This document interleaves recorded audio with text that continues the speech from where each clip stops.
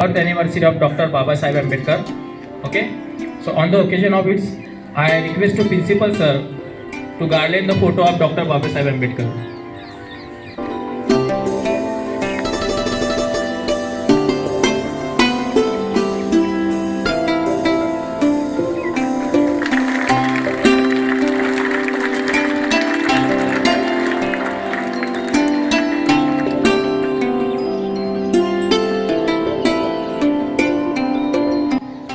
Now, I will call here to Rohi Sonar for speech. Good morning to everyone. Respect the principal, sir, teachers, and all my dear friends. At first, I wish you all a very happy Ambedkar Jayanti. Friends, we celebrate Ambedkar Jayanti on 14 April every year in India. Actually, this day is the birth anniversary of Bhimrao Ambedkar. We all know him as the father of the Indian Constitution, but his contribution is not limited to just this. He was a very talented person. He was a politician, a social reformer, a jurist, and an economist. He always fought against the injustice prevalent in Indian society. He was the leader of the Dalits. Dr. Ambedkar became the law minister in 1947, but he resigned in 1951 as he was disappointed with his lack of influence in the Indian government because of the perpetuation of untouchability in Hindu doctrine. Dr. Ambedkar, Dr. Ambedkar renounced Hinduism and became a Buddhist along with his 2 lakh follower Dalits. He wrote a book, The Buddha and His Dhamma, which was published in 1957. This book was published in 2011 with the name Buddha and His Dhamma. A critical edition introduced, edited and annotated by Ajay Verma and Akash Singh Rathod. Let us now have a look at his personal life. Dr. Ambedkar did his matriculation in 1907. He then completed his BA in Economics and Political Science. After that, he did his Masters from Columbia University and also got a PhD degree in Economics in 1927. He was adept in 64 subjects. He could also speak 11 languages. Another fact about him is that he was the first Dalit to complete his education. Dr. Bhimrao Ambedkar was honored with Bharat Ratna Award in the year 1990 April for his tremendous contribution to our society. He also formed a political party known as the Indian Labour Party. He is a true inspiration to the youth of our country. We should all follow him and his great principles. Thank you. To Gayatri for next speech. देश की शान है वो, हर दिल में विराजमान है वो, देश के लिए किए बड़े काम हैं, हमारे बाबा साहेब बड़े महान हैं। माननीय मुख्य अतिथि, आदरणीय प्रधानाचार्य, शिक्षकगण और मेरे प्यारे दोस्तों, सभी को मेरा प्यार भरा नमस्कार। आज मैं आपके समक्ष संविधान निर्माता भारत रत्न डॉक्टर भीमराव अंबेडकर जी के बारे में अपने विचार प्रस्तुत करने जा रही हूँ। दलितों के मसीहा डॉक्टर भीमराव रामजी अंबेडकर जी का जन्म 14 अप्रैल 1891 में मध्य प्रदेश के महू में हुआ था। उनके पिता का नाम रामजी व माता का नाम भीमबाई था। उन्होंने लंदन स्कूल ऑफ इकोनॉमिक्स और कोलंबिया विद्यालय से अर्थशास्त्र में डॉक्टर की उपाधि प्राप्त की थी। डॉक्टर भीमराव अंबेडकर जी भारत को अखंड रूप में देखना चाहते थे। उन्होंने ऐसे संविधान की रचना की जो अपने देश को निष्पक्ष और प्रगतिशील बनाए। डॉक्टर भीमराव अंबेडकर जी भारतीय संविधान के निर्माता व भारत गणराज्य के संस्थापक हैं। वह पहले कानून मंत्री व न्याय मंत्री बने। वे मनुवाद को जड़ से समाप्त करना चाहते थे। डॉक्टर अंबेडकर जी सामाजिक रूप से पिछड़े और दलितों के अधिकारों के लिए जीवन भर संघर्ष करते रहे। वो कहते थे कि मैं ऐसे धर्म को मानता हूँ जो स्वतंत्रता, समानता व भाईचारा सिखाए। 14 अक्टूबर 1956 में उन्होंने बौद्ध धर्म को अपना लिया था। उनके अनुयायी उनको भगवान के रूप में मानते थे। 6 दिसंबर 1956 को डॉक्टर भीमराव अंबेडकर जी का निधन हुआ था। देश के प्रति अतुलनीय सेवाओं के लिए सन 1990 में उन्हें भारत रत्न पुरस्कार से सम्मानित किया था। इसी के साथ मैं अपनी वाणी को विराम देती हूँ। जय Hind. Now I will call to Pawar ma'am for next speech. उद्या 14 एप्रिल डॉक्टर बाबासाहेब आंबेडकर यांची जयंती निमित्ताने आज मी काही 2 शब्द तुमच्यासमोर सांगू इच्छित आहे. मुलांना तुम्हाला डॉक्टर बाबासाहेब आंबेडकर म्हणजे कोण हे आतापर्यंत सगळ्यांना माहीत आहे. माहिती आहे ना तुम्हाला? पण डॉक्टर बाबासाहेब आंबेडकरांनी या देशासाठीच नव्हे तर केवळ स्त्री आणि देश या दोघांसाठी सुद्धा त्यांनी खूप मोठा संघर्ष केलेला आहे. परंतु लोकांनी बाबासाहेब आंबेडकरांना एका समुदायासाठी सीमित करून ठेवलेलं आहे. आज पण लोक म्हणतात की डॉक्टर बाबासाहेब आंबेडकरांनी दलितांसाठी आणि जे खालच्या वर्गातील लोक असतील यांच्यासाठी खूप संघर्ष केलेला आहे. आणि हीच विचारधारा आजपर्यंत अनेक विद्यार्थ्यांच्या मनामध्ये रुजलेली आहे.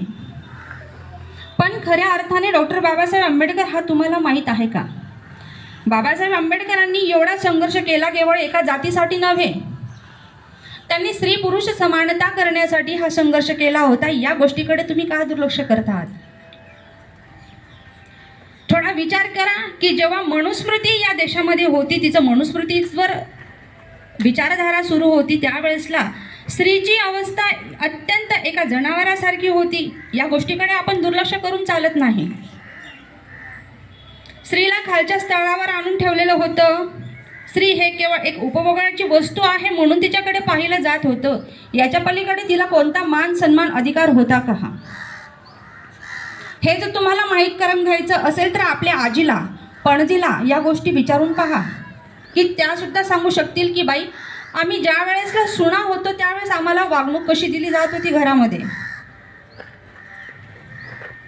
आम्हाला कोणते अधिकार होते, या समाजामध्ये वावरत असताना आम्ही कोणत्या सन्मानाने वागत होतो. या गोष्टी तुम्ही आजीकडून ऐकून बघा. कारण तो काळ फार लोटला गेला आहे आणि आज स्त्री समान कॉलर ताट करून मान सन्मानाने ती जीवन जगत आहे. म्हणून ही पुसटची भावना तुमच्या मनापर्यंत पोहोचू शकत नाही याची कल्पना आहे आम्हाला. पण हे सगळं करत असताना आज आपण ज्या धर्तीवर आहोत, जो मान सन्मान आपण मिळवत आहोत, जो प्रॉपर्टीमध्ये आम्ही हक्क अधिकार मिळवत आहोत, हा अधिकार आपल्याला कोणी दिला? हा प्रश्न कधी आपल्या मनात आला आहे का? हा केवळ आणि केवळ डॉक्टर बाबासाहेब आंबेडकरांनी स्त्रीला दिलेला एक सन्मान आहे. डॉक्टर बाबासाहेब आंबेडकरांनी प्रत्येक स्त्रीला एका जातीच्या आधारावर नव्हे तर आज प्रत्येक स्त्रीला डॉक्टर बाबासाहेब आंबेडकरांनी जो मान सन्मान दिलेला आहे, तो मान सन्मानाच्या अधिकारावर आपण मान ताट करून जगत आहोत. या समाजात स्त्री पुरुष एक समान वागणुकीने आज जगत आहोत. ही गोष्ट आज सगळ्यांना मान्य करावीच लागणार आहे. हे करत असताना डॉक्टर बाबासाहेब आंबेडकरांनी हिंदू कोड बिलाची स्थापना केली आहे. हिंदू कोड बिल काय आहे? या हिंदू कोड बिलामध्ये डॉक्टर बाबासाहेब आंबेडकरांनी स्त्रीला सन्मान देण्याचा पूर्ण अधिकार प्राप्त करून दिला आहे. आणि जेव्हा हे हिंदू कोड बिल संविधानमध्ये सादर केलं, संसदेत सादर केलं, त्यावेळेसला बाबासाहेब आंबेडकरांना अनेक लोकांनी विरोध केला. संसदेत पण केला, संसदेच्या बाहेर पण केला. ही गोष्ट डॉक्टर बाबासाहेब आंबेडकरांना मान्य नव्हती. ते प्रत्येक वेळेस म्हणत होते की स्त्रीला आम्ही पुरुषांच्या बरोबरीने अधिकार देण्याचा प्रयत्न करू. आणि बऱ्याच ठिकाणी या गोष्टींना विरोध करण्यात आला. म्हणून डॉक्टर बाबासाहेब आंबेडकरांनी मंत्रिपदाचा राजीनामा देखील दिला. पण तरीही त्यांचे प्रयत्न सुरू असताना शेवटी त्यांना हिंदू कोड बिलामध्ये यश मिळालं आणि त्यांनी स्त्रीला कोणकोणते अधिकार प्राप्त करून दिले आहेत? सर्वप्रथम स्त्रीला प्रसूती रजा ही मंजूर करून देण्यात आली आहे. विचार करा, ज्या वेळेसला स्त्री प्रेग्नंट होते आणि त्यावेळेस ती कामावर जाते, त्यावेळेसला पूर्वी हिंदू कोड बिलाच्या आधी प्रेग्नंट स्त्रीला कोणत्याही कामामध्ये मुभा नव्हती.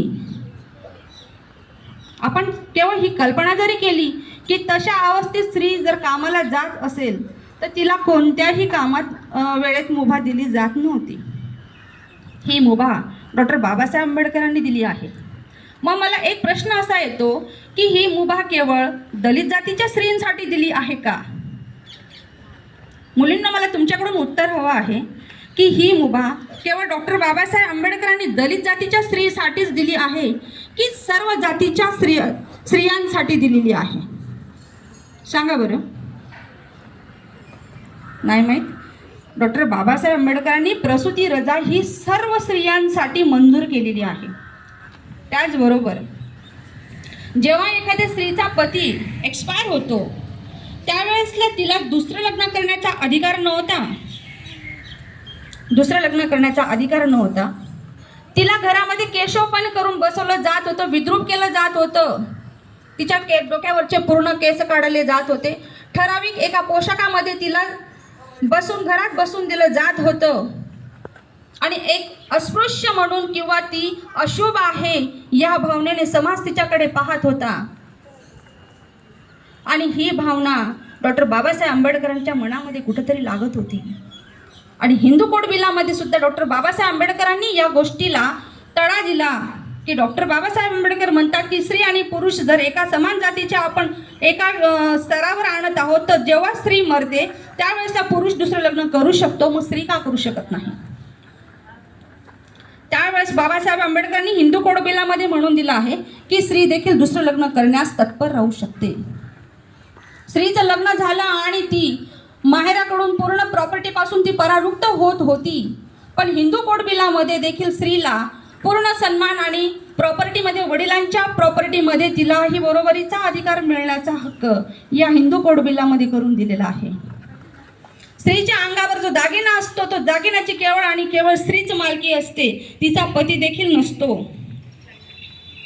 हे स्त्रीदंड म्हणून डॉक्टर बाबासाहेब आंबेडकरांनी हा कायदा करून दिलेला आहे आणि या कायद्याच्या आधारावर आपण आज ताठमनाने जगत आहोत. डॉक्टर बाबासाहेब आंबेडकर म्हणतात की मी त्या समाजाला एवढा मानतो की ज्या समाजामध्ये स्त्रीची प्रगती ही शैक्षणिकदृष्ट्या ही प्रगतशील असेल तो समाज मी सगळ्यात मोठा आणि उच्च समजतो. म्हणून डॉक्टर बाबासाहेब आंबेडकर केवळ एका जातीसाठी मर्यादित नसून पूर्ण मानव जातीसाठी त्यांनी संघर्ष केलेला आहे. त्याचबरोबर बालकामगार ही एक घटना 14 वर्षाच्या आतील मुलांना जर कोणी कामावर ठेवलं तर कायद्याने गुन्हा आहे, हे देखील एक कायदा बाबासाहेबांनी करून ठेवलेला आहे. पण आज पण बऱ्याच ठिकाणी आपण पाहतो की कॅन्टीन असेल, कोणती लॉन्ड्री असेल किंवा एखादे कापड दुकान असेल तर अत्यंत लहान मुलं काम करतात 14 वर्षाच्या खालील. आपण बऱ्याच ठिकाणी पाहतो. पण हा देखील एक गुन्हा आहे आणि हा गुन्हा जो मालक आहे त्या मालकाला त्याच्याविषयी आपण गुन्हा सादर करू शकतो. लहान मुलांना काम करण्यास डॉक्टर बाबासाहेब आंबेडकरांनी मंजुरी दिलेली नाही आहे. आणि काही असं थोड्याफार प्रमाणात का असे नाही पण याच्यात सुधारणा झालेली आहे आणि आज आपण सर्वजण त्याच्यातून जात आहोत, अनुभव घेत आहोत. डॉक्टर बाबासाहेब आंबेडकर एवढा लक्षात घ्या की तुम्ही वाचा. त्यांनी ज्या देशाला संविधान दिलं आहे हे सगळ्यात जगातील सगळ्यात मोठं संविधान आहे. हे संविधान तयार करत असताना संसदेमधून त्यांना सुद्धा परावृत्त करण्यात आलं होतं. पण शेवटी महात्मा गांधी यांनी म्हटलं की हे संविधान डॉक्टर बाबासाहेब आंबेडकरच करू शकतील आणि ते लिहू शकतील. हा त्यांना मान सन्मान खूप मोठा मिळाला. ज्या वेळेसला अस्पृश्य समाजाला पाणी पिण्याची मुभा नव्हती त्यावेळेसच चौदार तळ्यावर जाऊन डॉक्टर बाबासाहेब आंबेडकरांनी पहिला पाण्याचा घोट घेतला आणि त्यावेळेसला बाबांवर लाठी हल्ला करण्यात आला होता. हा लाठी हल्ल्याचा स्वीकार करून सुद्धा त्यांनी तडा दिला की चौदार तळ्यावर अस्पृश्यांना पाणी पिण्याची जागा ही मोकळी करून दिलेली आहे. असे अनेक संघर्ष बाबांनी आपल्या जीवनामध्ये केले. हे सगळं आपल्याला संविधानाच्या माध्यमातून कळत आहे. तर प्रत्येकाला माझी विनंती आहे की त्यांनी संविधान थोड्या अर्थाने तरी वाचावं. त्याच्यातून आपल्याला डॉक्टर बाबासाहेब आंबेडकर कळतील की त्यांनी केवळ एका समाजासाठी नव्हे तर पूर्ण मानवजातीसाठी प्रयत्न केलेले आहेत आणि आपण आज उच्च स्तरावर जात आहोत केवळ डॉक्टर बाबासाहेब आंबेडकर यांच्याच जोरावर जात आहोत. त्याचबरोबर शिक्षणाचा अधिकार डॉक्टर महात्मा फुले आणि सावित्रीबाई फुले यांनी स्त्रियांसाठी ओपन करून दिला आहे. म्हणूनच डॉक्टर बाबासाहेब आंबेडकरांनी महात्मा ज्योतिबा फुलेंना आपला गुरु मानून घेतलेला आहे. त्यानंतर डॉक्टर बाबासाहेब आंबेडकरांनी बुद्ध धर्म का स्वीकारला? बुद्ध धर्माचे तत्व डॉक्टर बाबासाहेब आंबेडकरांना सगळे हे ज्ञात होते की बुद्ध धर्मामध्ये हिंसा या गोष्टीला विरोध होता. हिंसा केवळ मारणं ही नाही तर मानसिक धक्का देणं हा सुद्धा एक हिंसेचा प्रकार आहे. मी बऱ्याचदा विद्यार्थ्यांना शिकवत असताना सांगत असते की जर कुणाला तुम्ही मानसिक धक्का दिला, कुणाला मानसिक दुखवलं तर हा सुद्धा एक हिंसेचा भाग आहे आणि या हिंसेला डॉक्टर बाबासाहेब आंबेडकरांनी आणि बुद्धांनी पुरेपूर विरोध केलेला आहे. अशा अनेक गोष्टी आहेत की डॉक्टर बाबासाहेब आंबेडकरांनी आपल्याला प्रदान केलेल्या आहेत. या प्रदान केलेल्या गोष्टींना आपण विसरता कामा नये. त्यांच्या आधार त्यांना वाचा. मी तुम्हाला आग्रह करत नाही की तुम्ही डॉक्टर बाबासाहेब आंबेडकरांनाच माना, पण मी एक विनंती तुम्हाला जरूर करेल की तुम्ही संविधान वाचा. संविधान वाचल्यानंतर तुम्हाला खऱ्या अर्थाने डॉक्टर बाबासाहेब आंबेडकर काय आहेत हे कळतील आणि तुमच्या मनातल्या ज्या पण शंका कुशंका असतील त्या आपोआप नष्ट होतील. एवढे बोलून मी माझे 2 शब्द संपवते आणि डॉक्टर बाबासाहेब आंबेडकरांना माझा मानाचा जय भीम.